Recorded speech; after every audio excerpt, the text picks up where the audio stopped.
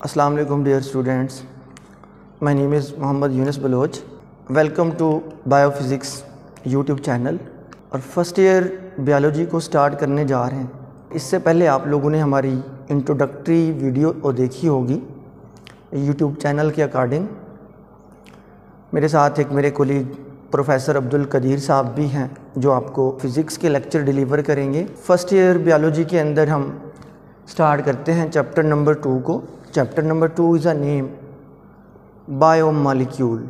हम देखेंगे इस चैप्टर के अंदर कि बायोमॉलिक्यूल्स क्या हैं हमारी बॉडी के अंदर या लिविंग ऑर्गेनिजम्स की बॉडी के अंदर बायोमॉलिक्यूल्स का क्या रोल है और बायोमॉलिक्यूल्स की इम्पॉर्टेंस क्या है।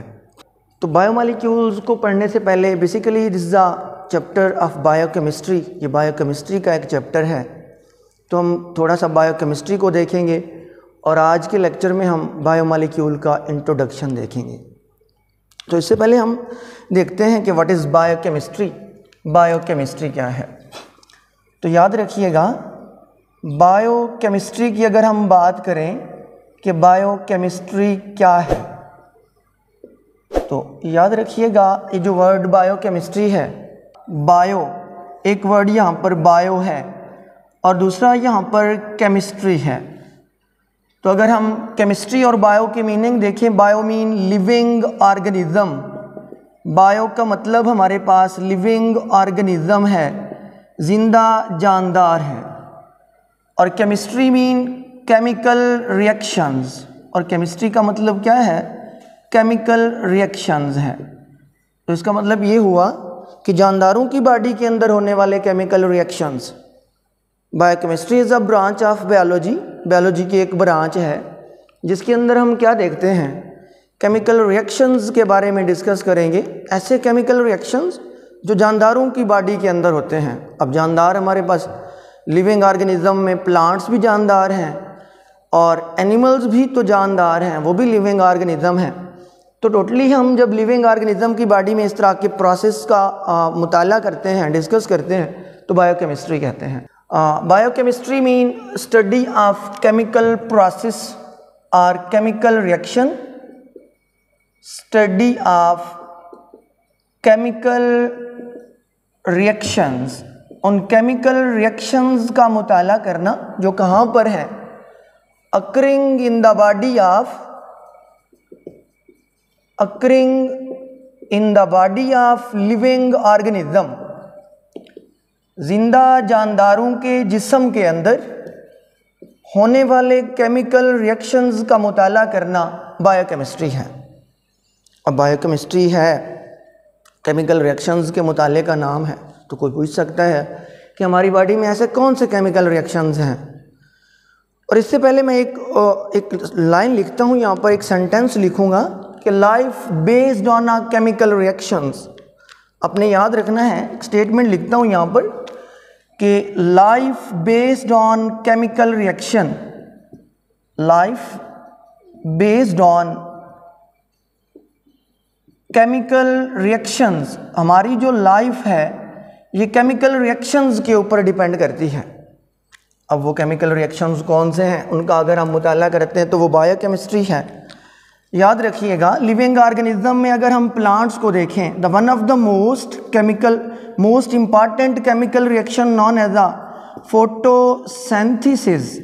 फोटोसिंथेसिस का रिएक्शन है, ये भी प्लांट की बॉडी के अंदर होगा, लिविंग ऑर्गेनिज्म में होगा। और साथ ही साथ अगर हम देखें the process of respiration, respiration का जो प्रोसेस है ये भी एक केमिकल रिएक्शन है जो हर जानदार की बॉडी के अंदर होगा। Respiration is a biochemical reaction, photosynthesis is also a biochemical reaction, ये भी एक बायोकेमिकल रिएक्शन है। सेम एज यहाँ पर हम कह सकते हैं डाइजेशन ऑफ फूड। हमारे जिस्म के अंदर जो डाइजेशन है, किस चीज़ की, डाइजेशन ऑफ फूड, खुराक की डाइजेशन, ये भी एक केमिकल प्रोसेस है। इन सब प्रोसेस के बारे में डिस्कस करना बायोकेमिस्ट्री है। और अगर ये प्रोसेस ना हो तो लाइफ एग्जिस्ट नहीं कर सकती। जानदारों की बॉडी में अगर केमिकल रिएक्शंस ना हो तो लाइफ इम्पॉसिबल है। अब जानदारों की बॉडी के अंदर जो केमिकल रिएक्शंस हैं इनके लिए हम एक टर्म यूज़ करते हैं, और वो टर्म क्या है, शॉर्ट क्वेश्चन के तौर पर अक्सर पूछी जाती है। याद रखिएगा, यहाँ पर हम एक टर्म डिस्कस करते हैं known as a metabolism. What is metabolism? Metabolism क्या है? ये शॉर्ट क्वेश्चन अक्सर आता रहता है पेपर के अंदर कि मेटाबॉलिज्म क्या है। जानदारों की बॉडी में जितने भी केमिकल रिएक्शंस हैं, इन तमाम केमिकल रिएक्शंस को कलेक्टिवली मजमूई तौर पर हम मेटाबॉलिज्म का नाम देते हैं।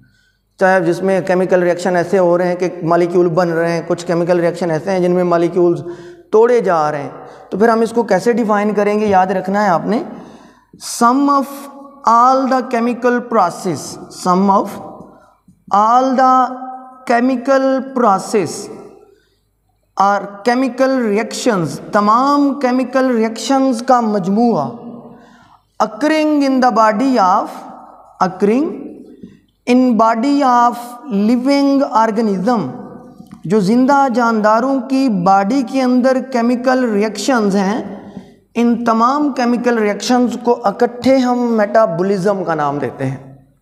सारे के सारे रिएक्शन इकट्ठे मेटाबॉलिज्म कहलाते हैं। तो मेटाबॉलिज्म को हम दो टाइप्स में डिवाइड करते हैं। अपने याद रखना है, मेटाबॉलिज्म दो तरह का हो सकता है एनिमल की बॉडी के अंदर।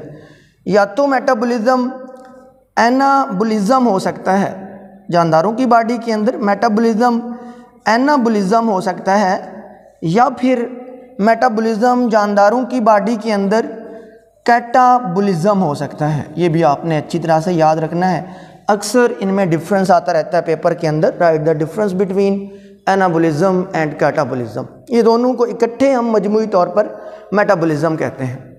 What is anabolism? एनाबॉलिज्म क्या है? तो याद रखना है, anabolism is a constructive process. अगर हम एनाबॉलिज्म को देखें, ये कंस्ट्रक्टिव प्रोसेस है। इसका क्या मतलब है? ये एक ऐसा प्रोसेस है जिसमें चीज़ें बनाई जाती हैं, द कंस्ट्रक्टिव प्रोसेस। और दूसरी तरफ कैटाबॉलिज्म को देखें, कैटालाइसिस से है, तो हम कह सकते हैं this is a destructive process. ये ऐसा प्रोसेस है जिसमें चीज़ों को तोड़ा जाता है। अब एनाबॉलिज्म अगर कंस्ट्रक्टिव प्रोसेस है तो कौन सी चीज़ें बनाई जाएंगी, इसकी एग्जांपल क्या होगी, कैसे डिफाइन करेंगे? याद रखना है, स्मॉल मॉलिक्यूल्स और स्मॉल साइज मॉलिक्यूल्स, छोटे साइज के जो मॉलिक्यूल्स होंगे, कंबाइन टुगेदर, इकट्ठे मिलेंगे, एंड फॉर्म और बनाएंगे क्या चीज़, लार्ज साइज मॉलिक्यूल, और एक बड़े साइज का मॉलिक्यूल बनाते हैं। ऐसे प्रोसेस को हम नाम देते हैं एनाबॉलिज्म का। हमारी बॉडी में ऐसे बहुत सारे केमिकल रिएक्शन है, अभी हम इसकी एग्जांपल को भी देखते हैं। और कैटाबॉलिज्म फिर इसके अगेंस्ट टोटली डिफरेंट है। Catabolism is a destructive process, और नाम से ज़ाहिर है, इन विच लार्ज मॉलिक्यूल्स, बड़े मॉलिक्यूल्स क्या करते हैं, लार्ज मॉलिक्यूल्स ब्रेक डाउन, बड़े मॉलिक्यूल्स को तोड़ा जाता है, किस में, इनटू स्मॉल साइज मॉलिक्यूल, छोटे साइज के मॉलिक्यूल के अंदर तोड़ा जाता है। ऐसे रिएक्शन को हम नाम देते हैं कैटाबॉलिज्म का। अब एनाबॉलिज्म और कैटाबॉलिज्म की हमारे पास एग्जांपल्स क्या होंगी? अगर हम कैटाबॉलिज्म और एनाबॉलिज्म को डिफरेंशिएट कर रहे हैं तो फिर हमें पता होगा। याद रखना है, अगर हम एनाबॉलिक रिएक्शन को देखना चाहते हैं, एनाबॉलिज्म को देखना चाहते हैं, एनाबॉलिज्म की हमारे पास एक मोस्ट फेमस एग्जांपल हम कह सकते हैं, the process of photosynthesis. Photosynthesis का जो प्रोसेस है, ये ऐसा केमिकल रिएक्शन है जिसे एनाबॉलिज्म कह सकते हैं। और कैसे एनाबॉलिज्म कह सकते हैं? आप जानते हैं, प्लांट्स के अंदर जो फोटोसिंथेसिस है, इसमें क्या होगा, कार्बन डाइऑक्साइड के मॉलिक्यूल 6CO2 प्लस 12H2O, पानी के मॉलिक्यूल और कार्बन डाइऑक्साइड के मॉलिक्यूल जब आपस में मिलते हैं सनलाइट की मौजूदगी में और साथ में क्लोरोफिल की मौजूदगी में, तो पौधे क्या बनाते हैं, प्लांट सिंथेसाइज C6H12O6, ये बड़े साइज का मॉलिक्यूल बनाते हैं। और साथ में हमारे पास ऑक्सीजन खारिज होती है एज अ बाई प्रोडक्ट, और ऑक्सीजन भी रिलीज़ होगी यहाँ पर as a by product release होगी। तो अगर इस प्रोसेस को देखें, these are the small size molecule, ये कैसे मॉलिक्यूल हैं, स्मॉल साइज हैं, और ये जो बना है दिस अ लार्जर वन, ये लार्ज साइज मॉलिक्यूल है। तो इस प्रोसेस को हम कहते हैं एनाबोलिज्म। सेम एज अगर हम कैटाबोलिज्म की एग्जांपल देखें तो कैटाबोलिज्म में हम क्या कर सकते हैं, क्या कौन सा रिएक्शन डिस्कस कर सकते हैं। देखिएगा कैटाबोलिज्म को अगर हम देखें तो कैटाबोलिज्म में हमारे पास जो रेस्पिरेशन का प्रोसेस है, और कौन सी respiration, cellular respiration. Cellular respiration is one of the reaction which is a catabolic reaction. इसमें चीज़ों को तोड़ा जाता है, और इसमें क्या होता है आप जानते हैं, जब भी रेस्पिरेशन होगी तो ग्लूकोज के अंदर, खुराक के अंदर मौजूद CH बांड को तोड़ा जाता है, कार्बन हाइड्रोजन बांड ब्रेक करते हैं और एनर्जी रिलीज होती है। तो अभी हम देखें तो ग्लूकोज का फार्मूला हमारे पास C6H12O6 है। ऑक्सीजन की मौजूदगी में क्या होगा, ग्लूकोज की ब्रेक डाउन होगी, और ग्लूकोज किस में कन्वर्ट होता है, CO2 प्लस H2O में कन्वर्ट होगा।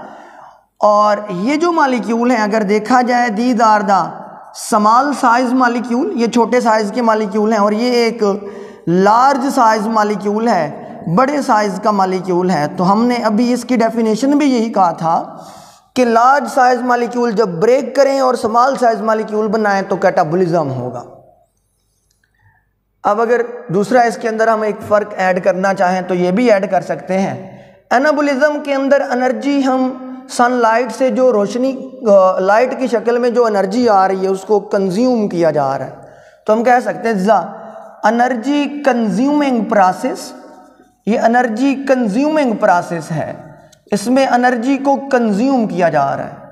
और ये वाला जो प्रोसेस है जब ब्रेक डाउन होगी तो साथ में बहुत सारे मॉलिक्यूल ATP के प्रोड्यूस होंगे। ATP the energy adenosine triphosphate the cell energy currency, और इसमें एनर्जी रिलीज हो रही है, तो हम कह सकते हैं this is energy releasing process. इस प्रोसेस को हम क्या कहेंगे, एनर्जी रिलीजिंग प्रोसेस भी है, इस दौरान एनर्जी रिलीज भी होगी। तो this is all about the anabolism and catabolism. ये हमारी बॉडी के अंदर जो एनाबोलिक रिएक्शन या एनाबोलिज्म और कैटाबोलिज्म होगा तो ये कैसा होगा। इसके बाद हमने चैप्टर का नाम रखा हुआ है बायोमॉलिक्यूल। तो हमारी बॉडी के अंदर मॉलिक्यूल्स, बायोमॉलिक्यूल्स कौन से हैं, या फिर एक शॉर्ट क्वेश्चन आता है, the component of living organisms और बॉडी ऑफ लिविंग ऑर्गेनिज्म। जिंदा जानदारों के जिस्म के कंपोनेंट कौन कौन से हैं, कौन कौन सी ऐसी चीज़ें हैं जो जानदारों का जिस्म बनाते हैं। तो याद रखिएगा, अगर हम देखें components of body of living organism, living organisms की बॉडी के अंदर कंपोनेंट कौन से हैं, तो याद रखिएगा हमारे पास हमारी बॉडी के अंदर जो मॉलिक्यूल्स हैं, the molecules which make the body of living organism are known as the biomolecule, उन्हीं मॉलिक्यूल्स को हम बायोमॉलिक्यूल्स का नाम देते हैं। तो वो कौन कौन से बायोमॉलिक्यूल्स हैं, one of the biomolecules are known as the carbohydrates. हमारी बॉडी के अंदर जो बायोमॉलिक्यूल हैं वो कार्बोहाइड्रेट्स की शक्ल में है। हमारी बॉडी के अंदर जो बायोमॉलिक्यूल्स हैं अगर हम देखें, they are present in the form of proteins, वो प्रोटीन्स की शक्ल में है। अगर हम देखें हमारी बॉडी के अंदर जो बायोमॉलिक्यूल्स हैं they are present in the form of lipids, वो लिपिड्स की शक्ल में हैं। अगर बायोमॉलिक्यूल्स को देखें they are present in the form of nucleic acids, वो न्यूक्लिक एसिड्स की शक्ल में मौजूद हैं। और अगर हम देखें हमारी बॉडी के अंदर बायोमॉलिक्यूल्स विटामिन्स की शक्ल में भी मौजूद हैं, तो बहुत सारे विटामिन्स भी हैं। हम कह सकते हैं हमारी बॉडी के अंदर हार्मोन्स हैं, हार्मोन्स भी बायोमॉलिक्यूल हैं। हमारी बॉडी के अंदर इंजाइम्स हैं, ये भी बायोमॉलिक्यूल्स हैं। और बहुत सारे इनऑर्गेनिक आयंस, इनऑर्गेनिक आयंस भी हैं, और साथ में इनऑर्गेनिक साल्ट्स भी हैं। तो ये हमारी बॉडी का हिस्सा हैं, ये वो कंपोनेंट हैं जो जानदारों का जिस्म बनाते हैं। अब देखिए इन कंपोनेंट्स में से कुछ ऑर्गेनिक हैं और कुछ इनऑर्गेनिक हैं। ऑर्गेनिक वाले कौन से होंगे, ये जो हमारी बॉडी के अंदर यहाँ से यहाँ तक ये मैंने लिखे हुए हैं, carbohydrate, protein, lipid, nucleic acids, vitamins, hormones, enzymes, these are the organic. ये कौन से मॉलिक्यूल हैं, these are the organic biomolecules. ये हमारी बॉडी के अंदर ऑर्गेनिक बायोमॉलिक्यूल्स हैं। और ऑर्गेनिक के लिए आप लोगों ने पढ़ा हुआ है कि कार्बन कोवलेंटली बॉन्डेड हो किसके साथ, हाइड्रोजन के साथ। और ये जो लास्ट पे लिखा हुआ है these are the inorganic molecules, और ये हमारी बॉडी के अंदर क्या है, इनऑर्गेनिक मॉलिक्यूल्स हैं। अब देखना ये है कि इन ऑर्गेनिक और इनऑर्गेनिक मॉलिक्यूल्स का हमारी बॉडी में क्या रोल है। अब देखिए, अगर हम कार्बोहाइड्रेट्स की बात करें, कार्बोहाइड्रेट्स प्रोवाइड एनर्जी, ये हमारी बॉडी के अंदर क्या देते हैं, एनर्जी प्रोवाइड करते हैं। इनको आगे हम डिटेल में डिस्कस करेंगे, कार्बोहाइड्रेट को, प्रोटीन को, लिपिड्स को, अमीनो एसिड्स को, हर एक चीज़ को, न्यूक्लिक एसिड्स को। तो याद रखिएगा carbohydrates are the source of energy, ये एनर्जी का सोर्स है। प्रोटीन को देखें, these are also source of energy, ये भी एनर्जी का सोर्स है। साथ ही साथ ये हमारी बॉडी में क्या करते हैं, स्ट्रक्चरल रोल प्ले करते हैं। हमारी बॉडी के अंदर इनका स्ट्रक्चरल रोल भी है। हमारी बॉडी की कुछ चीज़ें भी प्रोटीन की बनी होती हैं, बहुत सारे पार्ट्स ऐसे हैं जो प्रोटीन के बने हुए हैं। फिर लिपिड को देखें, लिपिड भी हमारी बॉडी के अंदर ऐसे कंपोनेंट हैं जो क्या करते हैं, प्रोवाइड एनर्जी, ये भी एनर्जी प्रोवाइड करते हैं। इसके साथ साथ लिपिड भी हमारी बॉडी के अंदर स्ट्रक्चरल मटेरियल के तौर पर यूज़ होंगे, और साथ साथ ये हमारी बॉडी को इंसुलेशन देते हैं, हीट के अगेंस्ट इंसुलेशन देंगे। हम कह सकते हैं दे आर आल्सो प्रोटेक्टिव, ये प्रोटेक्टिव है, हमारी बॉडी की हिफाजत करते हैं। साथ ही साथ न्यूक्लिक एसिड्स को देखें तो ये ऐसे बायोमॉलिक्यूल्स हैं और कंपोनेंट हैं जो क्या करते हैं, कंट्रोल द जेनेटिक इंफॉर्मेशंस, ये हमारी बॉडी में जेनेटिक इंफॉर्मेशंस को कंट्रोल करते हैं। और विटामिन्स हैं, हार्मोन्स हैं, ये ऐसे ऑर्गेनिक कंपाउंड्स हैं जिनको हम बॉडी में यूज़ तो करेंगे लेकिन विदाउट ब्रेक डाउन इनको तोड़ा नहीं जाएगा। अगर हम इनकी ब्रेक डाउन करते हैं तो फिर ये किसी काम के नहीं रहते। लेकिन ऊपर वाले जो प्रोटीन है इनको ब्रेक डाउन करेंगे तब एनर्जी मिलेगी। कार्बोहाइड्रेट की ब्रेक डाउन होगी तब एनर्जी मिलेगी, लिपिड की ब्रेक डाउन होगी तब एनर्जी मिलेगी। इनको हम एनर्जी के तौर पर यूज़ नहीं कर सकते, ये जेनेटिक इन्फॉर्मेशन को कंट्रोल करते हैं। ये वाले जो है हमारे मेटाबॉलिज्म को रेगुलेट करते हैं, कैटालाइज करते हैं, एंजाइम कैटालाइज करेंगे और हार्मोन हमारे बॉडी के रिएक्शंस को कैटालाइज रेगुलेट करते हैं। और इनको हम विदाउट ब्रेक यूज़ करते हैं और इनको तोड़कर हमारी बॉडी के अंदर हाइड्रोलाइसिस होगी, ब्रेक डाउन होगी, फिर ये यूज़ होंगे। इस तरह इनऑर्गेनिक साल्ट्स हैं, ये हमारी बॉडी के अंदर इसलिए मौजूद हैं, ये बाज़ दफ़ा हमारे एंजाइम्स का एज अ कोफैक्टर काम करते हैं। एंजाइम को हेल्पर की ज़रूरत होती है और वो नॉन प्रोटीन इन नेचर होगा और वो इनऑर्गेनिक साल्ट्स, मेटल के आयंस भी हो सकते हैं, तो ये चीज़ें इसलिए यहाँ पर यूज़ होती हैं। तो इसके बाद यहाँ पर हमने देखना है इस टॉपिक के एंड के ऊपर कि ये जो कार्बोहाइड्रेट, प्रोटीन, अमीनो एसिड, ये जो कंपोनेंट हमने लिखे हुए हैं, ये प्रोकैरियोट्स की बॉडी के अंदर इनकी परसेंटेज क्या है और यूकैरियोट्स की बॉडी के अंदर इनकी परसेंटेज क्या है। तो ये एक डिफरेंस हो सकता है, इसको डिफरेंस के तौर पर हम देख सकते हैं। मल्टीपल चॉइस यानी MCQs के हवाले से वो एक टेबल यहाँ पर दिया होगा, उसको आपने अच्छे से देखना है कि परसेंटेज इनकी हमारी बॉडी के अंदर कितनी होती है। This is all about the introduction against the biochemistry and biomolecules. इससे आगे जो हमारे पास डिटेल में लेक्चर होंगे कार्बोहाइड्रेट, लिपिड्स, उनको हम ऑनवर्ड नेक्स्ट लेक्चर के अंदर मिलते हैं। तब तक अपना ख्याल रखिएगा। अल्लाह हाफिज़।